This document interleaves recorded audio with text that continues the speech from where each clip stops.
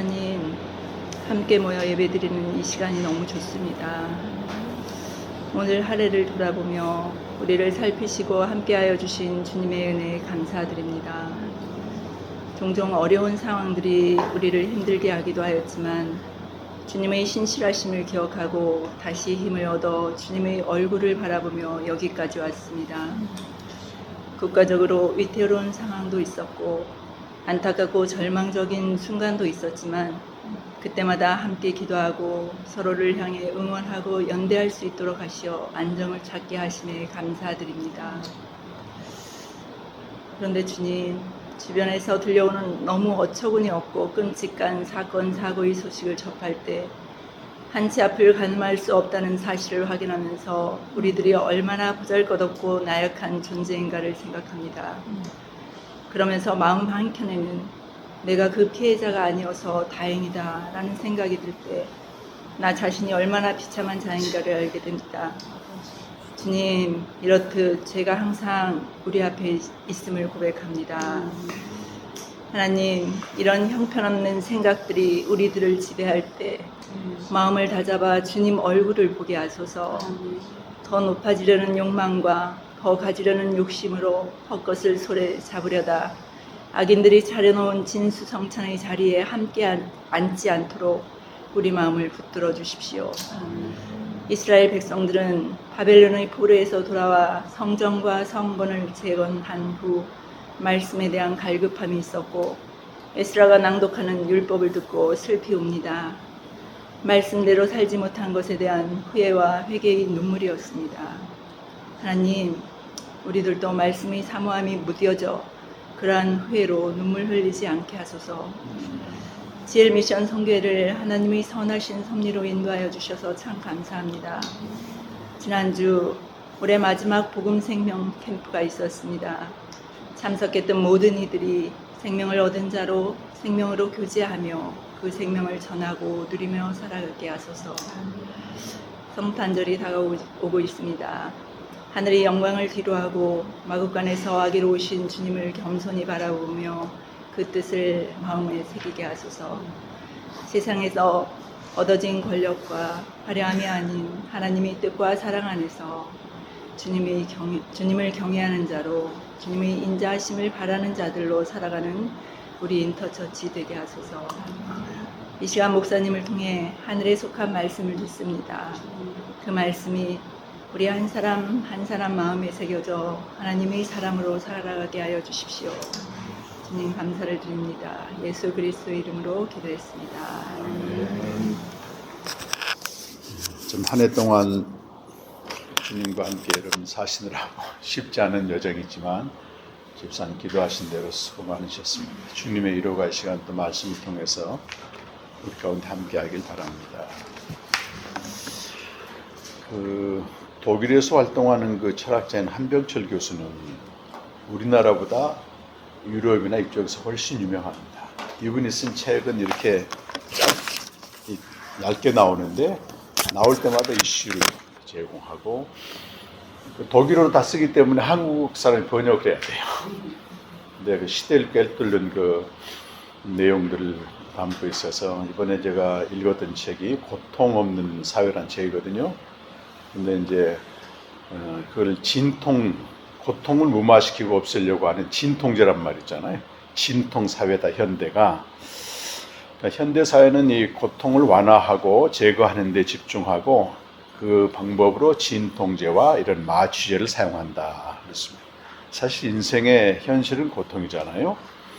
근데 끊임없이 성과사회, 많은 걸 이루려고 하는 피로사회란 책에서는 성과사회라는 얘기를 하고 있습니다. 고통을 부정하고 제거하고 무마하는 것을 시도합니다. 그래서 진통사회의 특징은 좋아요. 우리 그 인스타그램 보게 되면 좋아요 누르잖아요.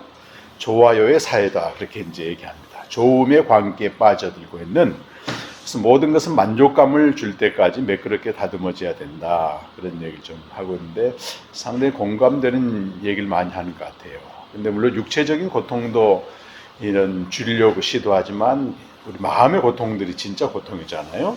이런 걸 무마하기 위해서 긍정 심리학이 이제 등장하는데 이것은 심리적인 조작을 통해서 고통을 느끼지 못하게 하는 진통제 역할을 수행합니다. 그래서 끊임없이 어떤 동기를 막 부여하고, 여기 자기 최적화란 말은 이 사회가 불의로 치닫고 있는데 그걸 내면의 문제를 전부 축소해가지고 자기의 인간 개인의 문제를 축소해서 거기에 이제 저항하지 않는다는 거, 그 얘기도 좀 하고 있고, 자아 실현의 긍정성이 이런 것들이 이제 고통의 부정성을 좀 밀어낸다는 겁니다. 진통제로 작용하는 것들이 주로 약, 마약도 이제 그 일종의 그런 거잖아요. 순간적인 쾌락을 가져다 주는 것, 대중 매체, 소셜 미디어, 컴퓨터 게임, 오락 프로그램은 고통을 둔감하게 하고 없애는 그 작용을 한다는 것입니다. 특히 그 시대마다 철학자나 예술가들이 중요한 나침반이 되는데, 이 사람들까지도 이제 여기에 이제 매몰돼 가지고 낯설고 교란하고 고통을 주의할 예술가들은 사람들의 소비를 조정하기 위해서 시장에 적합하고 즐거움을 또 만족을 주는 엔터테이너로 전락한다. 예술이 타락하는 거죠. 근데 저는 이걸 보면서요, 예술가들이 문제가 아니고 영적 지도자들도 이게 편승하는 것 같아요. 사실 복음은 우리를 낯설게 하고 또 죄를 고발하고 교란시키는 거잖아요.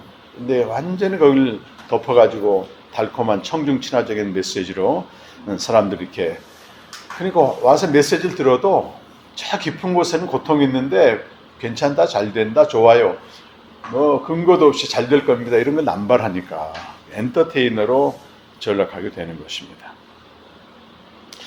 특히 자본주의는 생존주의다 이런 말을 썼는데요, 생존보다 중요한 게 어떻게 사느냐 이 문제거든요. 삶을 누리고 또 좋은 가치를 추구하게 되는데, 이 자본주의는 생존을 절대화해서 좋은 삶을 부시하게 만든다는 것입니다. 이것이 이제 결정적으로 팬데믹 이후에 죽음의 그림자가 우리에게 있잖아요. 사람들이 막 죽어가는 거. 그러니까 생존을 위한 격렬한 투쟁이 심화되고 있다는 것입니다. 근데 이 삶이 말이죠, 생존으로 되어갈수록 죽음에 대한 두려움을 느끼게 되고 삶의 모든 에너지를 수명을 연장하는 데 전부 사용된다는 거예요. 진짜 누려야 될 걸 누리지 못하고,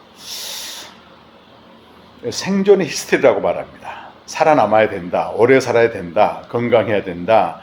이런 생존의 히스테리는 좋은 삶, 가치 있는 삶보다 어떤 값을 지불하더라도, 대가를 지불하더라도 삶을 연장하는 것에 최고 가치를 둔다는 것입니다. 이걸 좀비의 사회라고 얘기하는데요.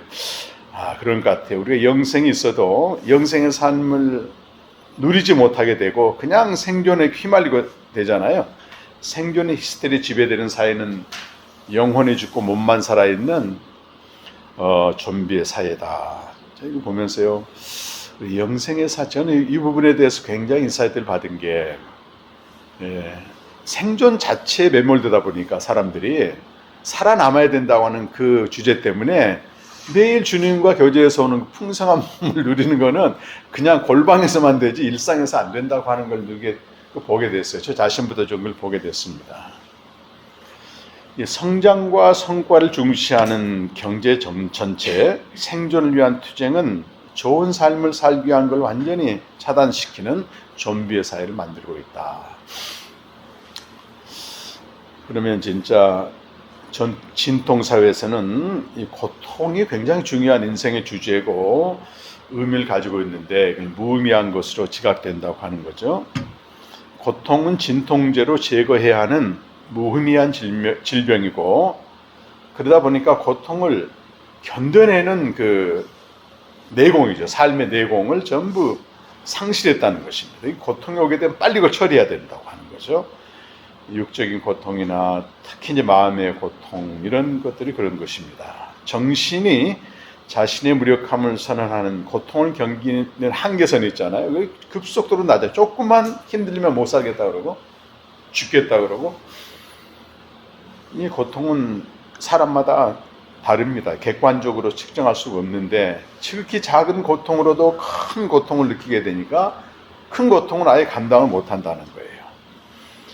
이것이 성과사회의 특징이 또 가져온 것인데, 늘 심적인 긴장 가운데 있고, 성과 주체가 사람 자신이 될 때는 쓰러질 때까지 자발적으로 자신을 착취한다 이런 얘기를 했습니다. 그러니까 자기 자신에게 폭력을 가한다는 겁니다. 그러니까 노예가 주인이 되고자 자유를 얻고자 하면서 주인의 손에 있는 채찍을 뺏어가지고 자기를 때린다는 말이 굉장히 인상적이었어요. 자기를 때린다. 이 성과 주체는 자기 자신과 전쟁을 치르는데 이 전쟁에서 생기는 내적인 압박, 요것 때문에 우울증이 이제 온다는 거죠. 우울증이 온다는 거. 성과 주체는 깊은 우울증으로 이제 몰아가는 것입니다. 저는 사역도 말이죠. 하나의 생존이 되게 되면요. 성과가 되게 되면 누가 시키지 않아도 쓰러질 때까지 자기 자신을 막 채찍질하는 것 같아요. 그러니까 이제 우울증에 빠지게 되는 거죠. 우울증에. 그러면서 고통이 뭐가 의미가 있는가 이런 부분들 좀 보게 되면 참된 결속은 고통에 있다고 하는 겁니다. 결별을 할 때 보게 되면 고통을 느끼잖아요. 그러면 그 관계가 굉장히 진실했다는 것입니다. 뭐 고통을 느끼지 못한 결별은 뭐 관계에서 이렇게 진실함이 없는 거죠. 살아있는 관계 진정한 공존은 고통을 가져온다는 거예요. 왜? 타인의 고통에 참여하잖아요, 우리가. 지난달 복음과 상황에 좋은 그 글, 타인의 고통을 느끼는 감성이라는 표현을 했더라고, 거기서. 근데 이걸 고통이 물건처럼 대해지는 거예요. 사물화되는 겁니다. 왜냐하면 우리가 늘 접하는 영화나 뉴스 같은 거 보게 되면 폭력적인 영상이 계속 우리에게 와닿게 되면은 저거 남의 일처럼 비춰지는 겁니다. 공감 능력이 상실되면서 타자를 완전히 소멸시켜버리는 우리 안에서 탈현실화되는 세계라고 말합니다. 실제 고통은 현실이잖아요. 우리가 이런 세계나 지금 이런 풀어보게 되면 엄청난 세계적으로 재난을 당하고 있고 인도네시아인가 태풍이 불어가지고 1000명 이상이 죽고 하는데 완전히 쓰러졌더라고. 그래서 제가 세계는 지금 인터뷰를 보니까 어떤 그 중년 남자가 완전히 매몰되고 없어져 버린 그 집터에서 뭐라고 말하냐면 내 안에 손가락 하나만 찾아도 나 충분하겠다. 근데 그런 고통이 말이죠. 와닿지 않는 거예요, 우리가. 실제로.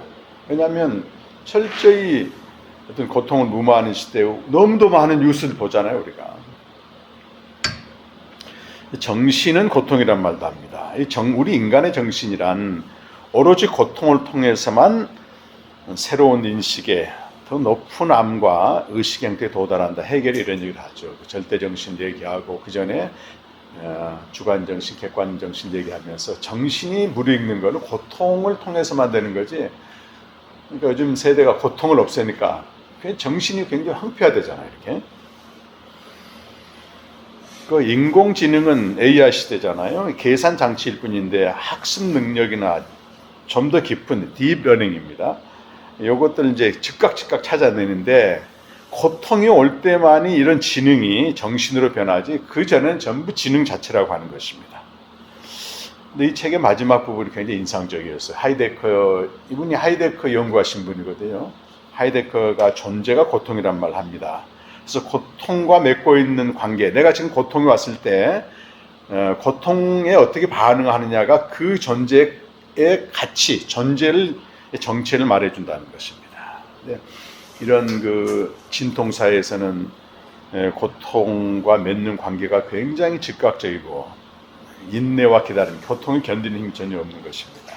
이런 것들이 오늘 현대사회를 진단하는데 물론 전부는 아니겠지만 한쪽 측면으로 보면 상당히 중요한 통찰 같아요. 고난에 대한 설교도 이제 거의 교회에서는 찾아보기 힘들고 완전히 세속화되어 가고 있는 거죠. 이 복음은 이제 좀 중요하게 다루어야 될 게 기독교적인 고통의 의미가 대체 뭘까? 고통에 대해서 설교하는 목사들도 없더라고. 주로 욥기 같은 걸 가지고 많이 하잖아요. 일단 로마서 5장 1절은 4장 25절의 결론입니다. 그래서 우리가 늘 캠프 때도 강조하고 있지만 4장 25절은 최초로 형성된 복음이에요. 예루살렘 교회에서 최초로 형성된 복음이고 예수는 우리가 범죄한 것 때문에 내줌이 되었다. 내줌이 십자가 죽음을 말하고요. 또한 우리를 의롭다 하시기 위하여 살아나셨다. 부활을 말하죠. 그리스도의 죽음과 부활이 복음의 이제 가장 중요한 요소입니다. 복음이 바로 이것입니다. 5장 1절에 보면 그러므로 우리가 믿음으로 의롭다 하심을 받았다.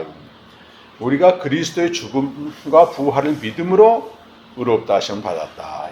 이번에도 제가 그 캠프 때 강조했거든요. 그냥 예수를 믿는 게 아니고 예수의 죽음과 부활이라고 하는 복음을 믿음으로써 하나님과 바른 관계가 회복이 됐다. 의롭게 됐다는 얘기는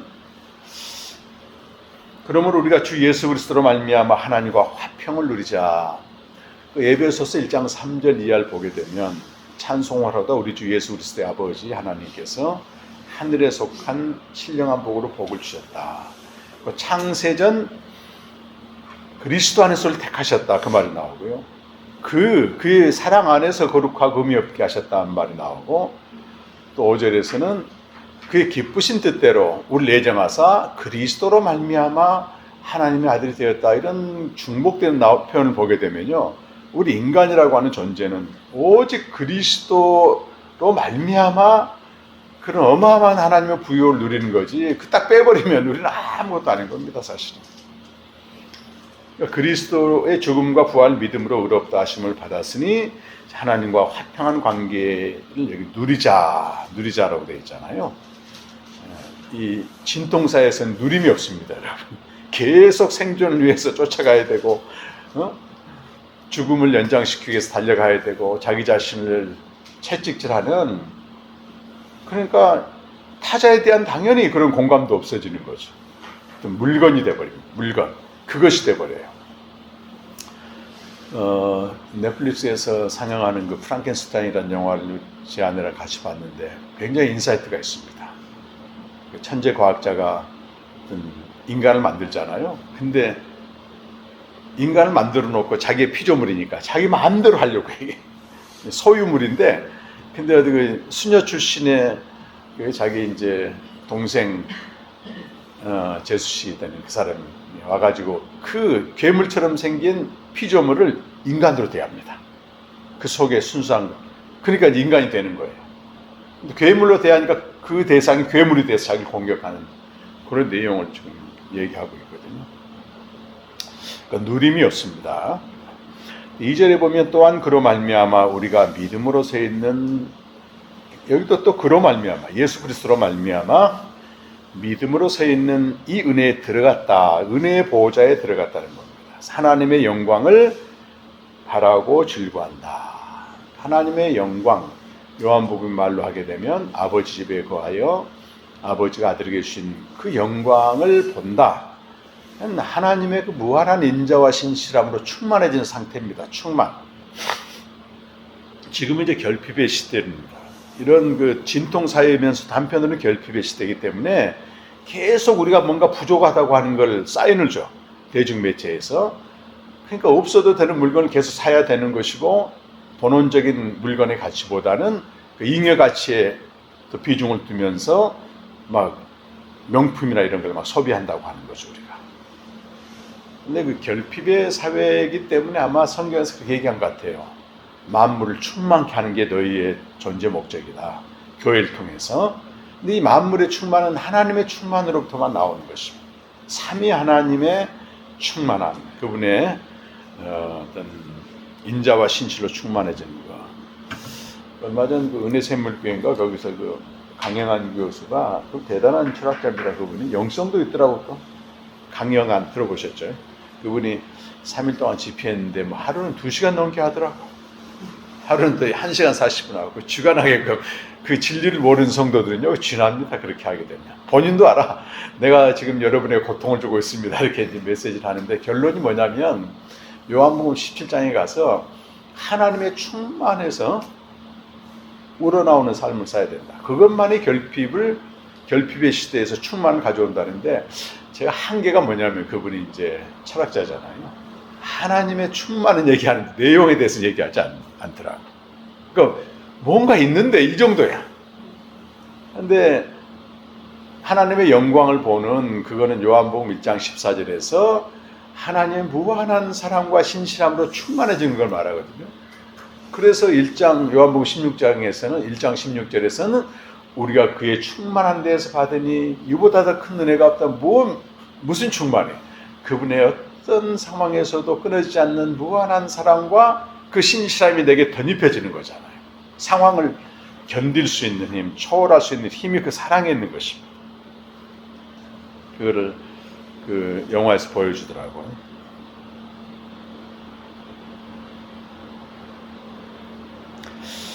자, 그런데 오늘 좀 드리고 싶은 말씀, 나눌 말씀이 3절, 4절 말씀입니다. 다시 한번 읽어보실까요? 로마서 5장 3절, 4절.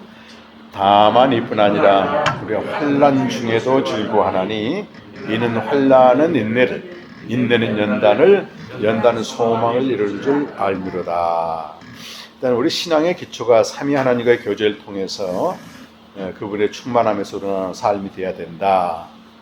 근데 진통 사회에서도 그렇고 모든 시대는 그래서 그리스도인의 지상적인 삶은 환난입니다. 환난의 헬라어는 들립시스인데 고통으로 번역하는 게 제일 많고 그 다음에 이제 고난으로도 번역하고 환난으로도 번역합니다. 근데 여기 즐거워한다고 하는 헬라어 카우카오마이는 자랑한답니다. 즐거워한다는 말은 없어요 원래.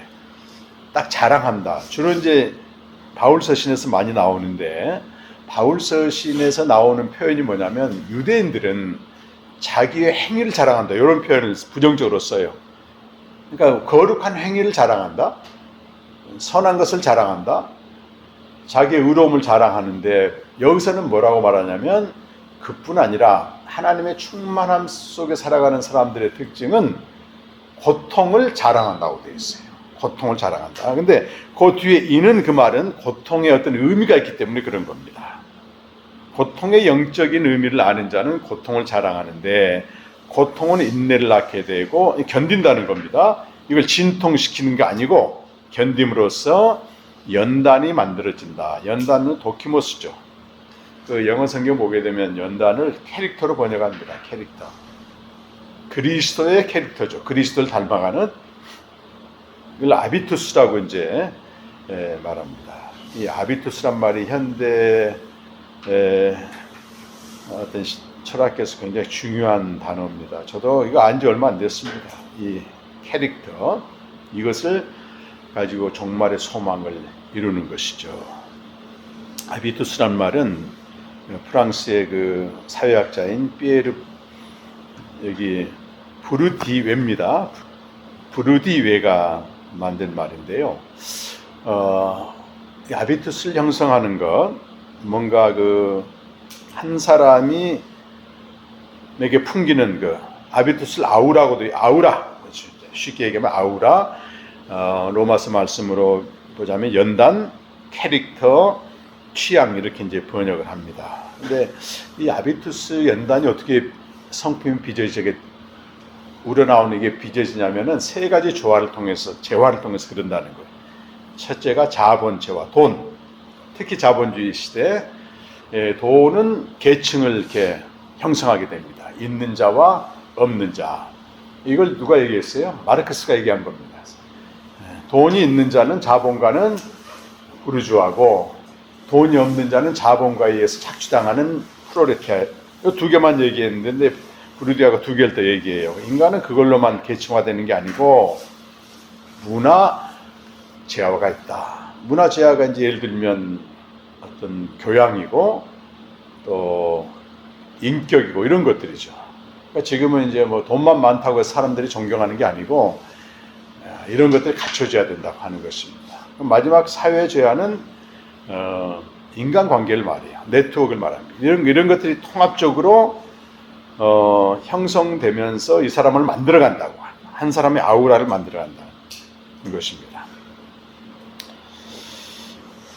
근데 그 한병철 교수는 또 무슨 말을 하냐면 진통 사회는 디지털 아비투스를 생산한다. 또 그런 말도 있어요. 디지털 아비투스는 뭐예요?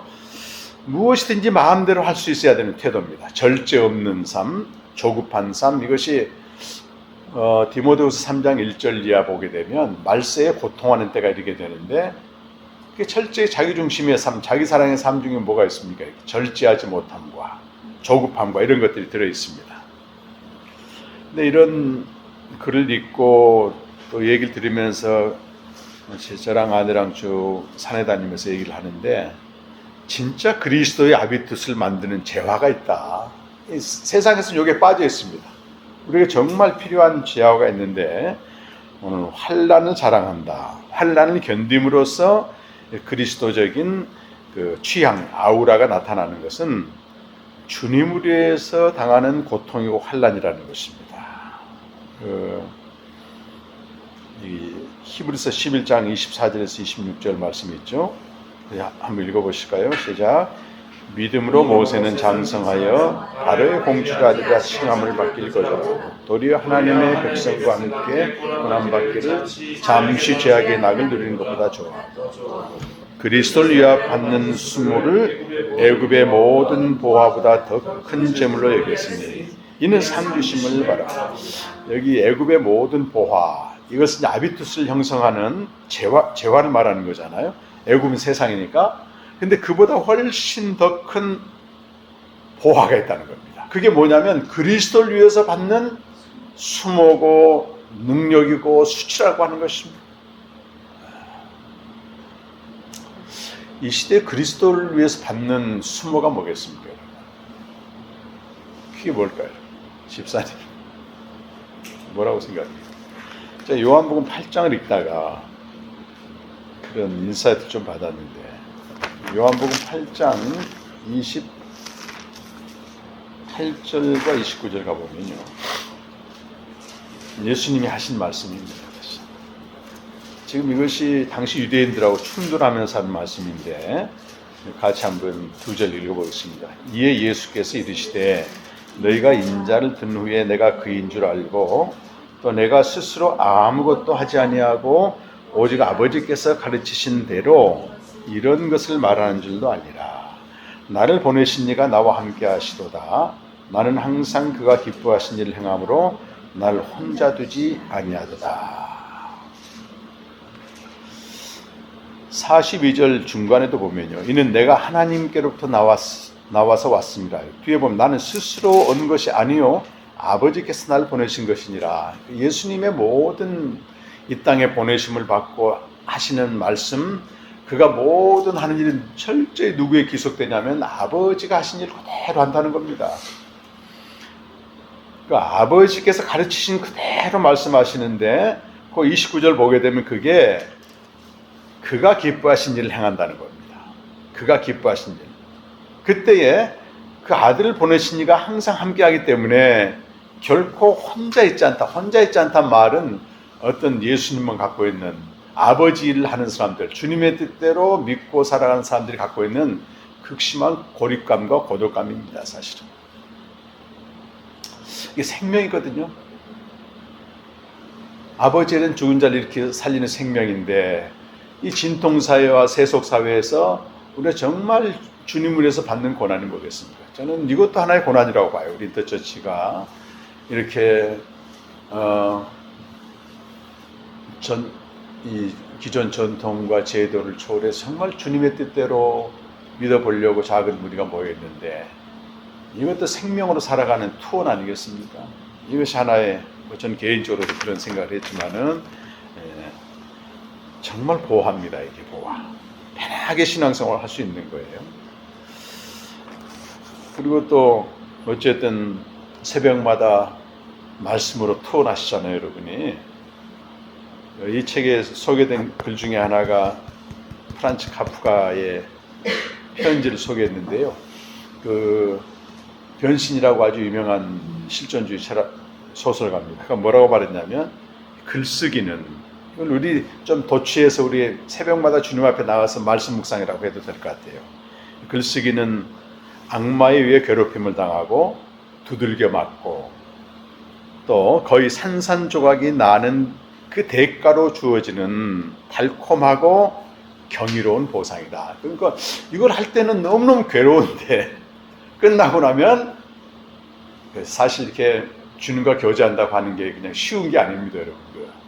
정말 마귀는 싫어하고 악마가 괴롭힘을 주고 또 참소하고 산산조각 나고, 근데 그런 걸 대가로 주어지는 달콤하고 경이로운 보상이다. 견딜 수 없는 시련의 대가입니다. 그래서 어제도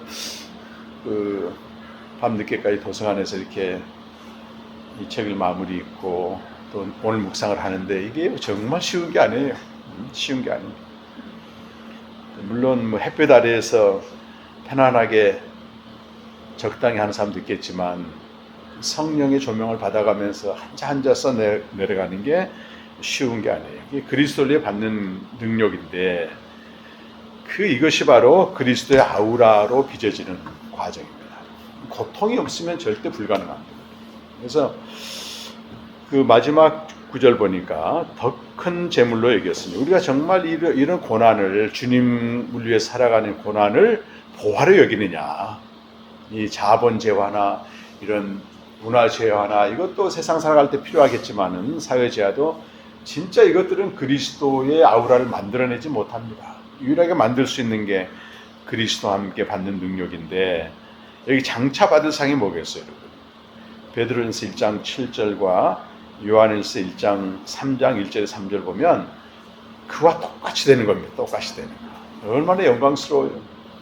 믿음의 도키모스는 불로 연단하여 또 없어진다는 금보다도 귀하여 그리스도께서 나타나실 때 영광과 존귀와 칭찬을 받게 하렵니다.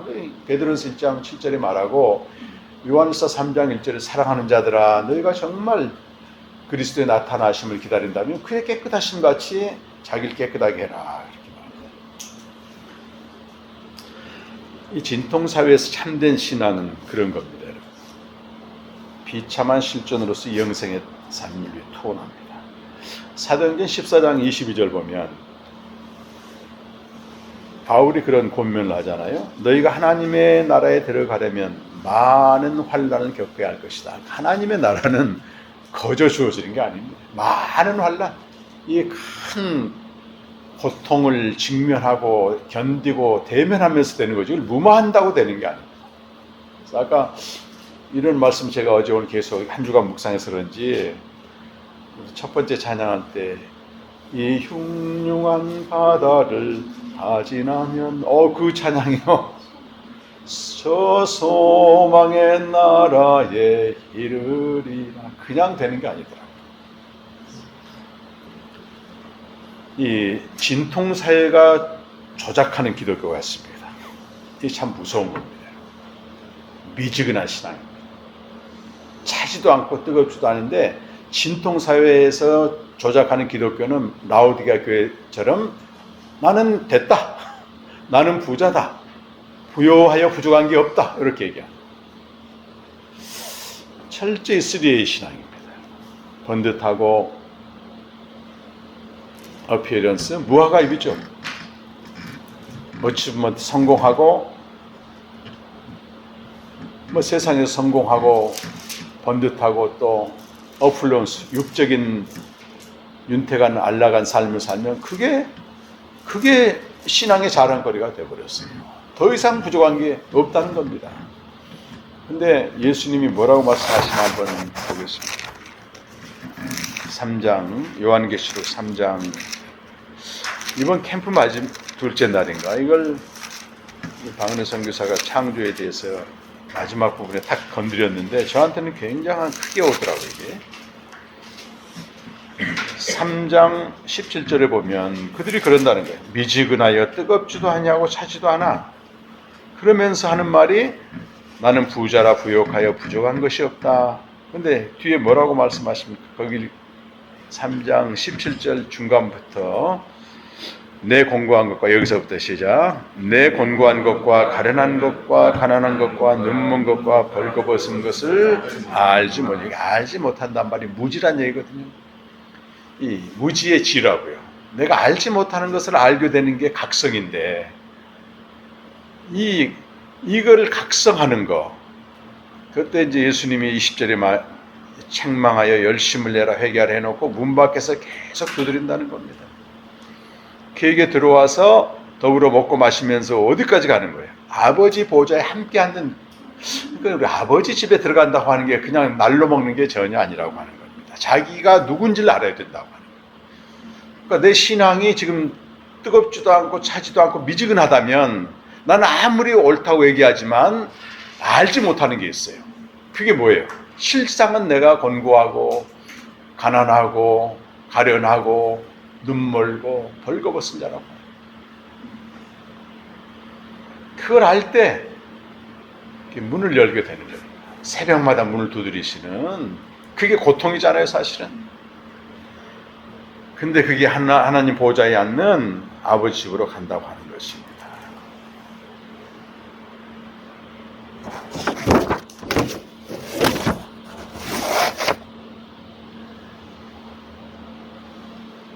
그래서 개인이든 교회든 여기 예수님이 직접 말씀하시잖아요. 아멘이시오 충성되고 참된 증인이신 창조의 근본이시더라. 우리가 차지도 않고 뜨겁지도 않고 미지근한 사람들은 그 본질이 뭐냐면 알지 못하는 게 있다는 거예요. 존재의 비참함 앞에 그 때문에 고통하면서 사이데크가 마지막에 말한 존재가 고통이란 말이 정말 의미 있는 말 같아요. 그런 존재인데 그걸 전부 감추고 덮고 안 그런 척하며 사는 교회가 가는 길은 라오디아 교회처럼 토해내버린다. 하나님 토해내버린다. 1년을 마무리하면서 어쨌든 적은 무리가 모여있지만 여러분이 매일 이렇게 주님과 이렇게, 이게 그리스도를 위한 수모가 아니고 뭐겠습니까? 다 자랑할 만하잖아요. 우리는 뭘 자랑하겠어. 우리는 주님의 길 가면서 이런 고통을 자랑하면서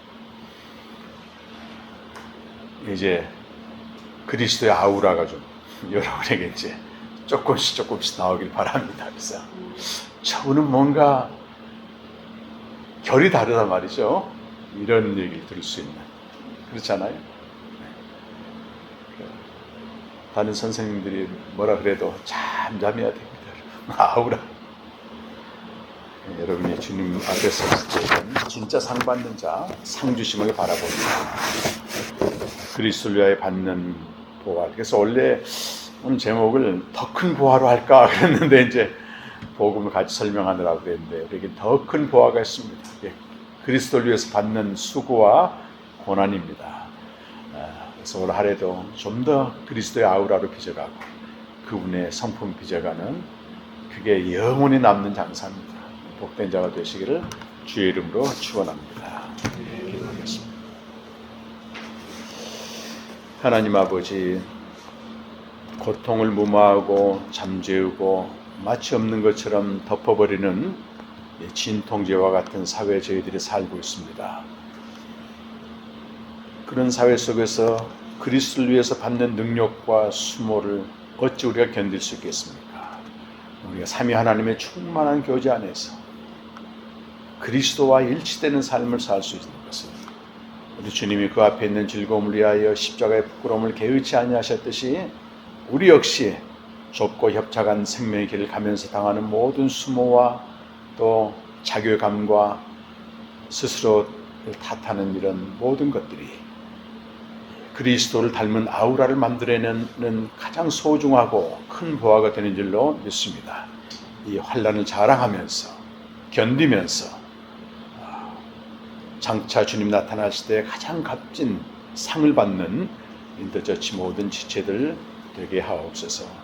예수님의 이름으로 간절히 기도드립니다.